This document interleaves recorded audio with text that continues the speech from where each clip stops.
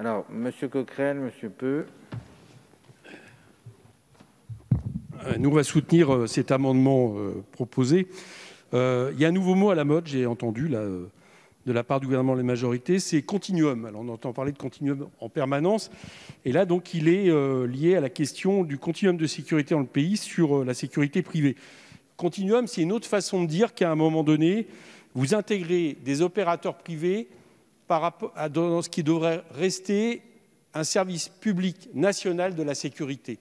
Ce que, en fait, vous faites à chaque fois, c'est sous prétexte d'encadrer des pratiques déjà existantes, et on va voir que c'est le cas dans tous les articles qui viennent, vous proposez en réalité de les légaliser et en donnant toujours plus de compétences qui étaient autrefois des compétences régaliennes de l'État à des opérateurs privés, ce qui, évidemment, ouvre aussi dans l'avenir, je dis bien dans l'avenir, une privatisation en réalité d'un secteur qui devrait rester, parce que justement il est régalien, de l'ordre du service public. Donc on s'oppose à ce titre 2, on le pense extrêmement dangereux, on va y revenir à chaque article, et c'est la raison pour laquelle on soutient évidemment cet amendement. Là, on est en plein dans ce que je disais tout à l'heure, c'est-à-dire au prétexte d'encadrer des politiques existantes, on les légalise, et en plus on les légalise formales. Ici c'est la sous-traitance. La sous-traitance dans toutes les activités, à chaque fois, c'est du moins-disant social pour ceux qui travaillent pour ces sous-traitants. C'est une façon souvent de contourner des accords d'entreprise, de branche, voire parfois la loi.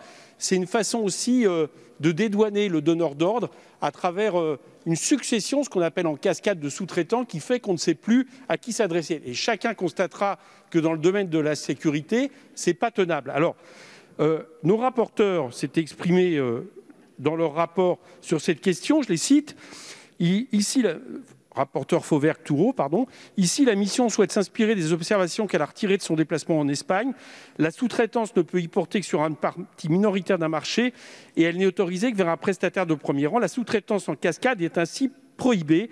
La mission souhaite que ce dispositif soit imposé en France, etc. Alors, ce qui est bizarre, c'est que dans la PPL de janvier, vous le faisiez, vous prohibiez cette sous-traitance en cascade, et là, cette fois-ci, vous l'autorisez. Alors, certes, en prétextant d'encadrer, mais de manière tellement large que ça ne sera pas encadré du tout.